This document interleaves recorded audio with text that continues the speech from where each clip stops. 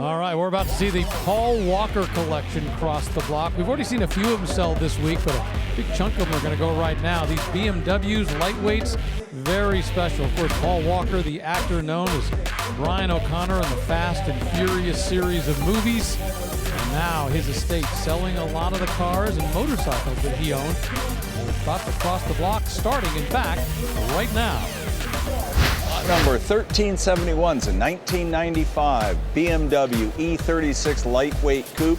This kicks off our run of lightweights from the Paul Walker collection. One of 126 of these E36 were built. We have 5 of them here. These are very rare cars. They were lightened 220 pounds from a standard M3, powered by BMW's S50 3-liter inline 6. This one has only 4,600 miles from new.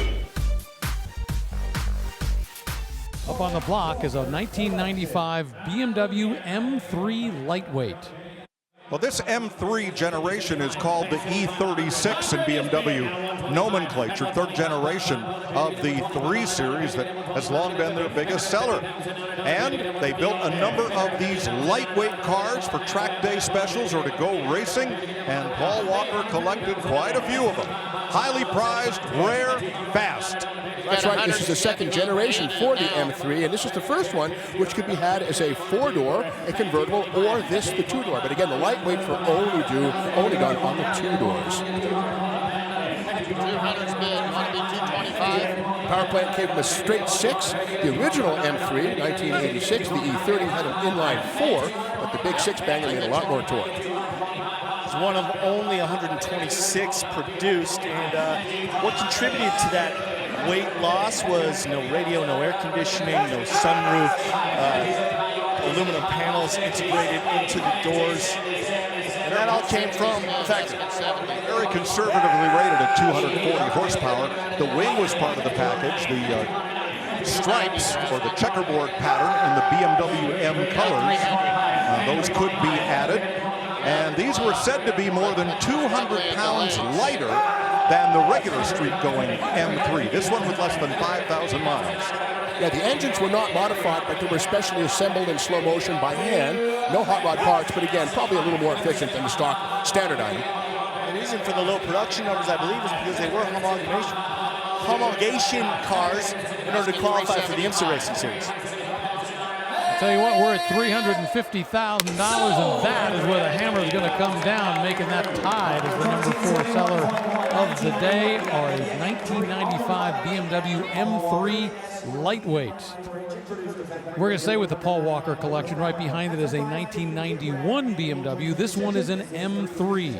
Well, to some, this is the first generation, the E30. These ones have special bodies with wheel arches that are integral. The later cars had standard bodies. And also, these have larger brakes and suspension parts. And these are the only BMW M series, or sorry, 3 Series with 5-lug wheels. The rest had 4-luggers. So very special in a lot of ways.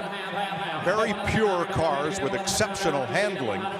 Many BMW aficionados say that these are the one true M3. The E30 version. Everything else got heavier, got bigger engines, more power, but were not just as directly stuck to the racetrack or the road as these were. Of course, Paul Walker raced with a company called Always Evolving. After his untimely death, these cars stayed in the Always Evolving warehouse for several years before finally being released for sale. I know it was an emotional thing for his family, and they're finally now being made available to the public. But what a wonderful tribute to him that all these cars should come to Barrett-Jackson together to find new and very appreciative homes. I doubt any of these will ever see the track again. Very highly prized by BMW fans and well remembered. And obviously Paul Walker really loved these cars. He always kept a stash of them on hand at Always Evolving. Yeah, it was pretty impressive when you were on the grounds here at Barrett-Jackson because they had all of the Paul Walker BMWs lined up in a row. And going back to that lightweight, like you said, there were only like 127 of them built, and there were 5 of them here in his collection. I mean, think about that. What a corner on the market this one person had. The rules required 5,000 of these be built in a 12-month period to be homologated. 4-cylinder, rated at just under 200 horsepower. Catrog 5-speed Recaro seats. What a weapon. I wish the center caps were off of these BBS-style wheels. We would see the 5-lug hubs. Again, 4-lug on other 3 Series BMWs. $200,000 for a 1991 BMW M3 up. And another BMW M3 Lightweight up on the block right now. And just a reminder, then remember, they didn't make many of these, and we've got 5 of them rolling across the block at one time. You rarely see them, and we've got a chance to see 5 of them rolling across. The last one had 15,000 miles on it. It was one of his daily drivers. Here is another M3 Lightweight, again 200 pounds lighter than the regular M3. This one without the M graphics. So, I don't know, Steve, a little bit of a street sleeper here. It is, yeah. The M3s for lightness were built without sunroofs, with fabric type interiors, no leather. And this one doesn't have the big trunk spoiler we saw in the other one. Now, M3s sent to the United States weren't quite as potent as the ones sold in Europe. They had 3.2 liters and 316 horse. We got a decontented one here, 3.4 liters and 250 horsepower. But again, still potent little car, power and weight ratio. BMW Club of America members would call these slick tops with no sunroof. And, all but required for track day duty. Interesting thing is they actually came with performance parts that were in the trunk. They were to be installed by the dealer, but according to the way it was sold, if you put those parts on the car, the warranty was voided by the factory. Oh, boo-hoo.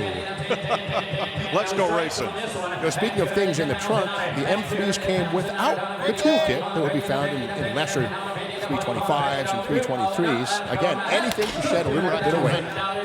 Well, we had phone bidders, we had internet bidders, we had bidders on the block, everybody. $200,000. That's the final price for that BMW M3 Lightweight. Up on the block now, a 1988 BMW M3, part of the Paul Walker collection. And to the faithful, this is the one true M3, the E30 chassis version with the blistered fenders and the wing, just looking so purposeful. This one in Alpine white with a beige kind of taupe interior. Look at the sheepskin inserts in the seat. Keep you hot or cool as you wish, no matter the weather.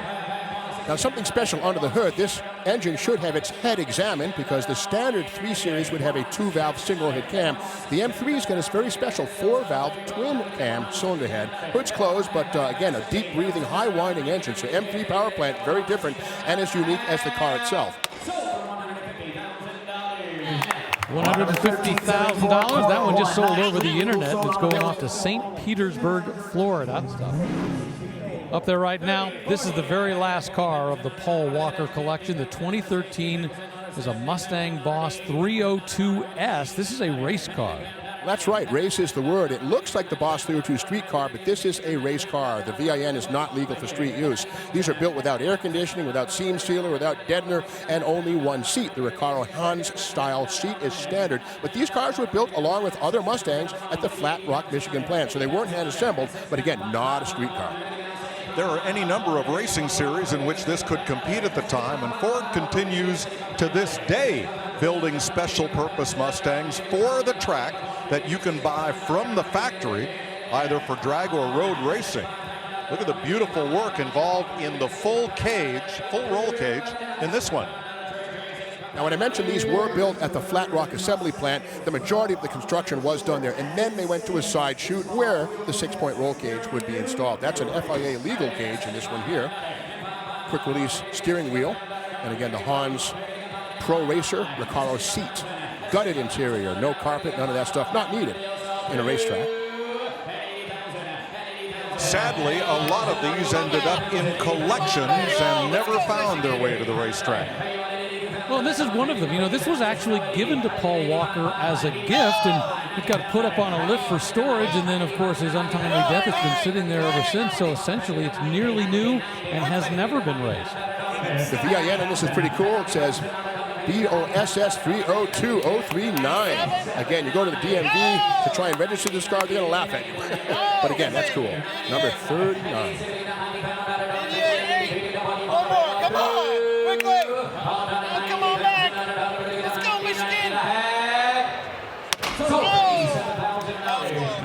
was in for a while, and then they didn't quite pull it off. Final bid, $87,000 for a 2013 Ford Mustang Boss 302S race car. A 1989 Nissan Skyline brought $91,000. And a 2009 Nissan 370Z that was used in the movie Fast 5, well, that brought $96,000.